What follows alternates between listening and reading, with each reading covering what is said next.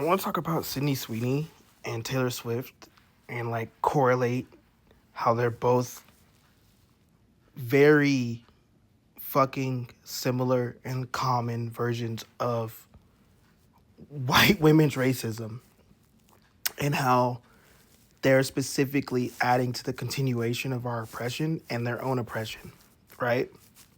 So, Sydney Sweeney has already been pretty open, like MAGA and all that stuff before. It was why during Euphoria, I think that got revealed during season 2. I've just known for a long time that she was MAGA because she posted about it in her Republican family and all that shit, right? Prior to all the fascism getting worse. Taylor drove her career on being feminist, anti-patriarchy, anti a lot of things, like anti how the music industry treats artists and steals from artists and misuses artists. She built a lot of how she is, and also like the adolescence of women and how they're treated, and misogyny. She combated a lot of that with her earlier works, and a lot of like even her like before this new album, a lot of her content is centered around that, right? For people who don't understand why people love Taylor Swift, especially white women, that shit, okay? And her pen is actually really good, but that's not what we're fucking talking about. The point is, she rode the wave of all that stuff. Not saying she doesn't feel those things, and not saying she doesn't go through it. She does. She's a woman. But at any point, she was willing to sacrifice for her own positioning as a rich person, which makes all those experiences that she's singing about, like, not, I don't want to say they're less bad. It's just that she has a lot more comfortability in certain regards with money. You don't have to choose to be around certain people, even though you feel like you do, the way they do politics, the way they do socialization in those circles. You can literally be away from people. You don't have to be, like, cool with them. You don't have to. It's not hard, but it is hard for the socialization and how it's integrated in society, even down to our level, right?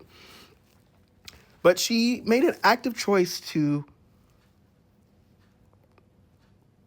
side with the regime, and very like they're pretty open, but they're pretty like hidden ways to where people feel like, oh, that wasn't that bad. But it's like, no, you can't be what Taylor Swift was writing about and who she is and what she was anti and date people like Matt Healy. You just can't do that. Like, that alone already showed me, oh, she's willing to compromise her ideals and her feelings and how she feels about certain things in accordance for like a man who's not even worth all that. Which means what? That's pick me energy. Crazy for me to have to say that, but that's pick me energy. So when I saw that back when that started to happen, I was like, huh. And also, like, everybody else she dated don't really know their political views that much. But the fact that that was the one and that was a thing, and then, we kind of glossed over that. Most Swifties just glossed over that. Some of them yelled at her about it and held her accountable, but, like, they broke up, and it just became fine after that. No critique for Taylor. Or questioning why you can date a racist and a misogynist openly. Because, again, at the end of the day, it didn't affect her and her relationship with him until it did. So all that is crazy, right? And that's pretty overt, but it's very, like, people undermine the fact that that's overt because dating someone that's racist and misogynistic and terrible is okay, apparently. Because, your views don't have to align. Because for some reason in society, we've ingrained that in our fucking brains, which is crazy. You have to have values, feelings, emotions, and like the understanding of the universe that your person has, or be in the same realm at least, for your relationship to make sense and be filled with the things that it actually fucking needs. But they don't want to hear that. Going back to Sydney Sweeney, she's been overt. She's never given a fuck. She's gotten peddled as like this super smoke show girl and this great actress which again, her acting can be pretty good. I think the writing in Euphoria is pretty good and uplifted how good she was. But she can really, when she gets there, she can act to a level that's pretty good to where I can see why people would think, oh yeah, this is like, marketable. But she's not impressive. She is not an oppressive actress by any means. Like nothing she has ever done has wowed me as like a person who's into film and art and all that stuff. Again, but she's never done anything bad, and she's gotten to pretty levels of good with execution in certain writings that serve her to be talented. But she was already overtly racist, all this stuff, and then they do the interview, and then she does the ad. And the ad, people are like, oh, it's just an ad. That's not how these things work. These people know they have media literacy. They're actors. And if they don't have media literacy and are just acting and don't care about the messages, then guess what? They aren't good people or good artists.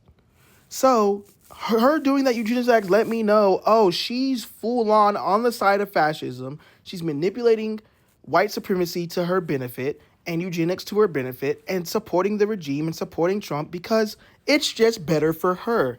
I saw all that when the ad dropped. Not on top of the fact that she already had those views and it was already known. So why did it take this interview for y'all to understand, oh, she's just overt racist? Like, no, she already was. She already told you.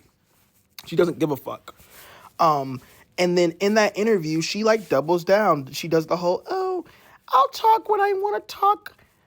And then it's also how people like swap that. Like she's acting like she's being attacked for asking about that in a way. And she's like reverting it to be like, oh, well, I don't need to talk about what I don't want to talk about. And it was a jeans ad. Like she's playing in our faces. Like she knows how to word things to say, oh, I'm not being overt racist. And if people interpret it as racist, that's another thing I can do about that. But I've spoken in the situation and it's just a jeans ad to me. Okay, well, the company is racist. You're racist. They're supporting white supremacy, but you want us to just all act like that you're just doing a jeans ad to do a jeans ad. That's not how it works, unfortunately. But she can manipulate that aspect because what have people done for the last, 30 years I've been alive? Politics don't matter in art.